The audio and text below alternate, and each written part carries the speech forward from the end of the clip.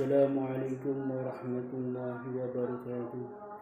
Alhamdulillahilladzi hamdan katsiran thayyiban mubarakan fihi. Asyhadu an la ilaha illallah wahdahu la syarika lah wa asyhadu anna Muhammadan abduhu wa rasuluh. Allahumma shalli ala Muhammad wa ala ali Muhammad kama shallaita ala Ibrahim wa ala ali Ibrahim innaka Hamidum Majid. Ketika Allah Subhanahu wa Ta'ala menciptakan Nabi Adam alaihissalam, Allah berfirman kepada malaikat, wa idh qulna lil malaikati isjudu inni ja'ilun fil ardi khalifah. Sesungguhnya aku akan membuat pemimpin di muka bumi. Malaikat menjawab, kenapa engkau enggak membuat pemimpin yang hanya akan membuat kerusakan di muka bumi ini ya Rabb?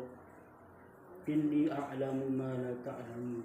Sesungguhnya aku lebih mengetahui daripada kamu. Maka Allah menciptakan Nabi Adam alaihissalam, mengajarinya dengan berbagai macam nama-nama benda.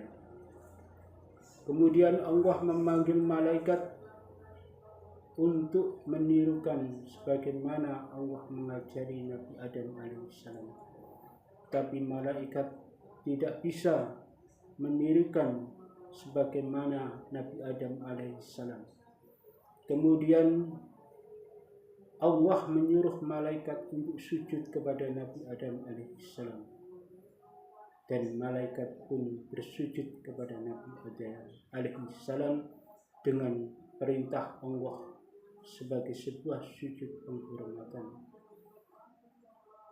Wa idh qulna lil malaikati isjudu li Adama fasajadu. Maka malaikat pun bersujud kepada Nabi Adam alaihissalam illa iblis, kecuali iblis. Iblis tidak mau sujud kepada Nabi Adam alaihissalam karena iblis merasa dirinya lebih mulia daripada Nabi Adam alaihissalam. Khalaqtani min nar wa khalaqtahu min tin. Sesungguhnya aku diciptakan dari api, sedangkan Adam diciptakan dari tanah yang hina, diinjak-injak, rendah. Iblis tidak mau sujud kepada Nabi Adam alaihissalam. Maka Allah marah kepada iblis dan diusirlah iblis dari surganya Allah Subhanahu wa Ta'ala. Kemudian Allah memerintahkan kepada Nabi Adam dan istrinya untuk masuk ke dalam surganya Allah Subhanahu wa Ta'ala.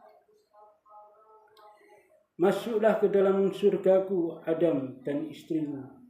Makanlah makanan yang kamu sukai, minumlah minuman yang kamu sukai.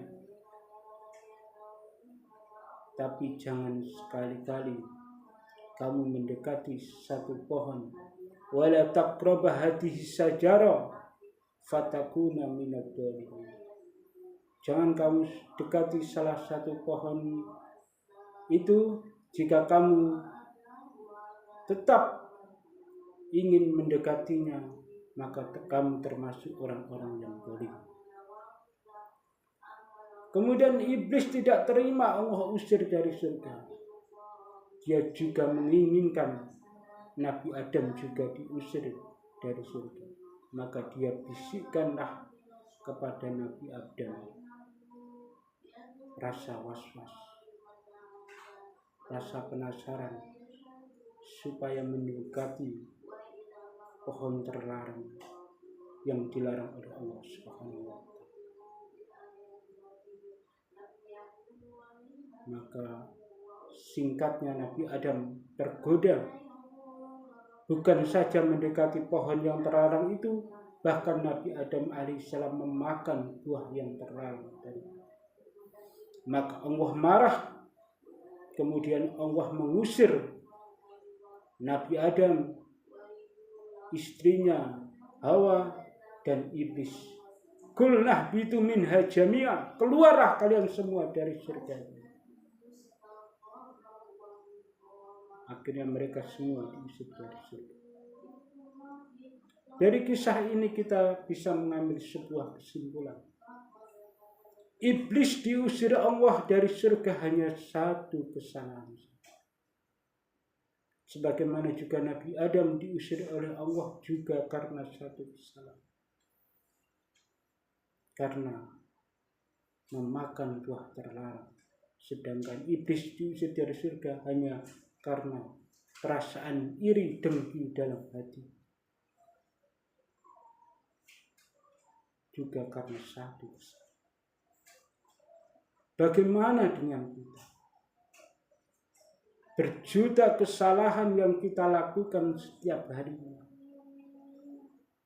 Tapi kita masih mengharap Allah memasukkan kita ke dalam surganya Allah.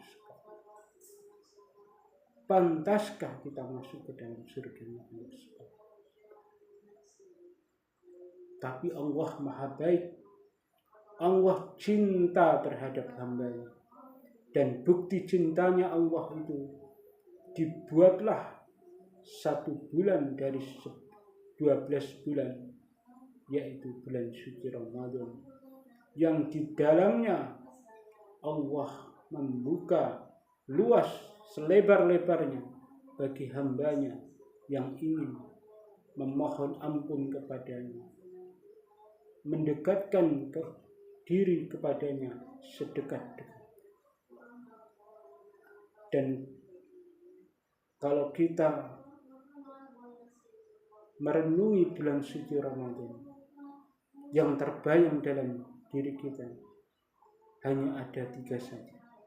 Yang pertama, puasa. Yang kedua, qiyamul lail atau salat tarawih. Dan yang ketiga adalah malam Lailatul Qadar. Dan ketiga-tiganya itu semua berpotensi untuk kita diampuni dosa kita oleh Allah Subhanahu wa Ta'ala. Apa dasar hukum? Puasa dalam hadis yang diriwayatkan oleh Imam Bukhari dan Muslim. Qala Rasulullah sallallahu alaihi wasallam, "Man shoma Ramadanan imanan wa ihtisaban ghufira lahu ma taqaddama min dhanbi." Siapa yang berpuasa di bulan suci Ramadan, maka Allah akan mengampuni semua dosa-dosanya yang telah lalu. Kemudian yang kedua, qiyamul lail atau salat tarawih. Selang 1 hadis di kitab Bukhari dan Muslim. Qala Rasulullah sallallahu alaihi wasallam, "Man qama Ramadanan imanan wa ihtisaban ghufira lahu ma taqaddamat min dhanbi." Siapa yang berdiri tegak di malam bulan suci Ramadan melaksanakan qiyamul lail atau salat tarawih dengan iman dan hanya mengharap ridha Allah, maka Allah akan mengampuni semua dosa-dosanya yang telah lalu. Dan yang ketiga, qala Rasulullah sallallahu alaihi wasallam, "Man qama Lailatul Qadri imanan wa ihtisaban ghufira lahu ma taqaddamat min dhanbi." Siapa yang terjaga di malam bulan suci Ramadan dengan iman dan hanya mengharap ridha Allah dan ingin mendapat malam Lailatul Qadar, maka Allah mengampuni semua dosa-dosanya yang telah lalu. Ketiga-tiganya berpotensi untuk kita diampuni dosa kita oleh Allah Subhanahu wa Ta'ala.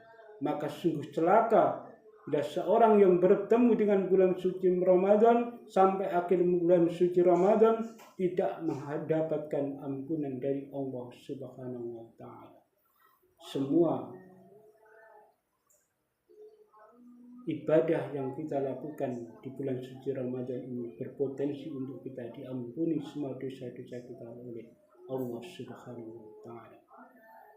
Semoga kita bisa memanfaatkan waktu yang telah Allah berikan, umur yang telah Allah titipkan kepada kita untuk mengisinya dengan berbagai macam ibadah kepada Allah Subhanahu wa Ta'ala dan memohon ampunan kepada Allah Subhanahu wa Ta'ala, dan supaya kita kembali kepada Allah dengan hamba yang tidak berlumuran dengan dosa. Wabillahi taufiq wal hidayah. Wassalamualaikum warahmatullahi wabarakatuh.